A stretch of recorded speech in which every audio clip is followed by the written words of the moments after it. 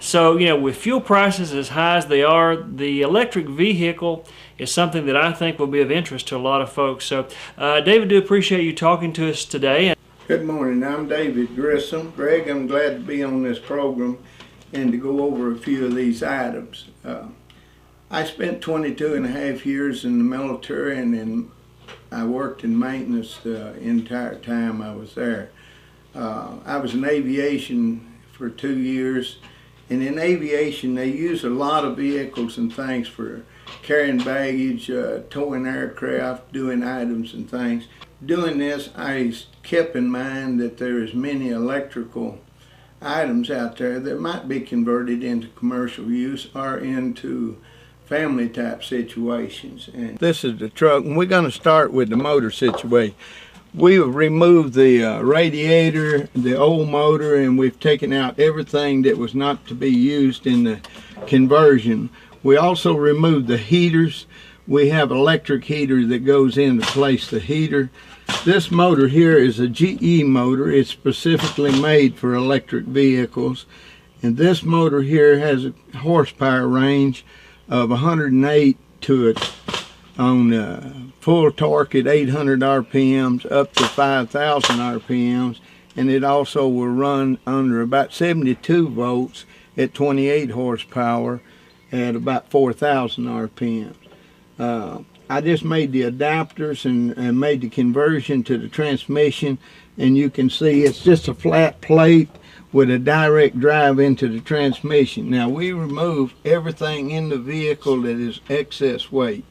When this vehicle is completed, there'll be a row of batteries across here of about 4 batteries.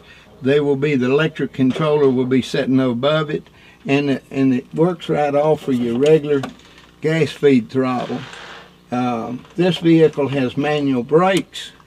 But if we have a vehicle that ends up, it's got a brake booster and it has power brakes, that booster, we have an air vacuum pump that goes onto this system that maintains that as a safety item to make sure you have full braking. We enclose the whole front end with the exception of the turn signals and the headlight. You don't need any air going across the electric motor. It picks up enough air underneath the vehicle. And it also helps keep the vehicle stable. It also makes the vehicle work better without having any moisture, rain, or any wind coming through there.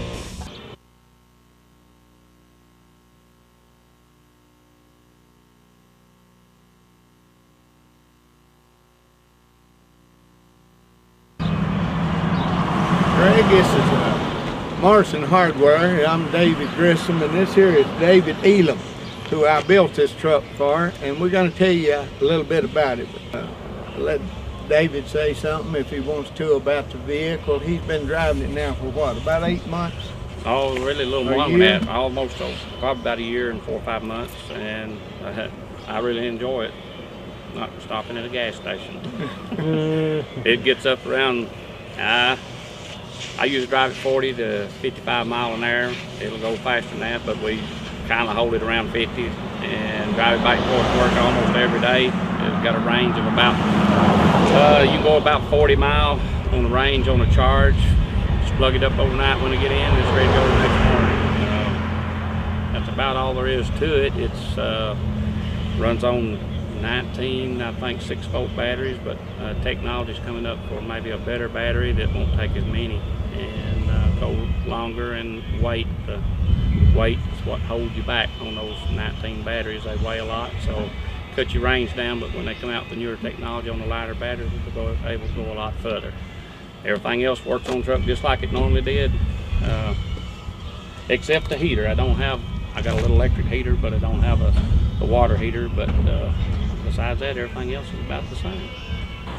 Greg, I want to tell you that when we built this one here, we set it up and put all the batteries down inside the chassis.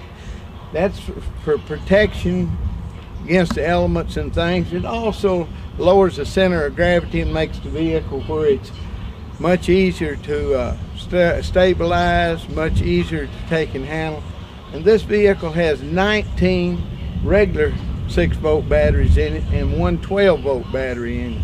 And we're going to close this back up, let the bed down, and then we're going to walk around the vehicle a little bit, and I want to tell you about the power drive system and the other items that we put in the vehicle.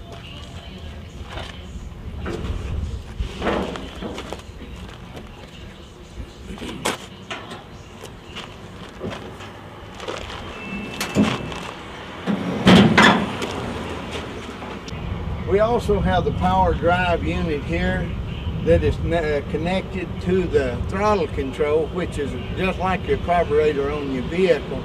It maintains the speed of the vehicle, it slows it down, and it gives you your acceleration. This vehicle will run in third gear approximately 65 miles an hour. Something I was going to tell you before, these vehicles do not have to use fourth or fifth gear. They work better and use less electricity to run the motor at high RPM, but run the vehicle at a constant speed. If you want to run 55, you just take and put it in third gear and you can take off. You can take off from a dead standstill either in first, second, or third gear, or you can stop anywhere, put it in reverse and back up. It's just like your regular vehicle with a gasoline engine. We also put a lot of safety items in this vehicle. I put in all these vehicles and things, from the battery controls and things, disconnect, just like you have on fork trucks and all safety items. But you can disconnect these, you can raise the motor control box, you can take it up, take a look at it. We put the motor into the chassis, it has the motor mounts and everything are connected. We also put 4 of the batteries up front here to give more stability in the front, and also to take and utilize the extra space where the radiator was. We added one small generator on here to take care of the electrical system, which is operated with 12 volts. It takes care of the lights, the radio, or any of the accessories you need, windshield wipers and things. We put all these here cables together and we wrapped and put every one of them inside of another plastic hose. We made sure that everything is double wrapped, safety insulated, and all covers are put on for safety on these vehicles. We also marked our positive with red, and we put in our negatives with an off color, either gray or black.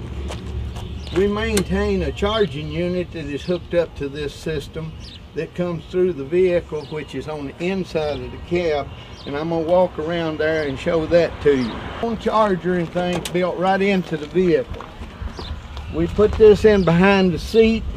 It's small, it has very little heat from it, and it also gave a nice place to store it. And if you'll step around behind, I want to show you the gauges that we added. We added a power gauge to it to where you can actually see how many volts are in your batteries when you're operating the vehicle. All of the gauges, the radio, the lights, and everything in the vehicle works just like it does on your standard automobile. I'd like to take and close everything up, and I'd like to take you for a ride, and we'll take a ride through the city of Marson.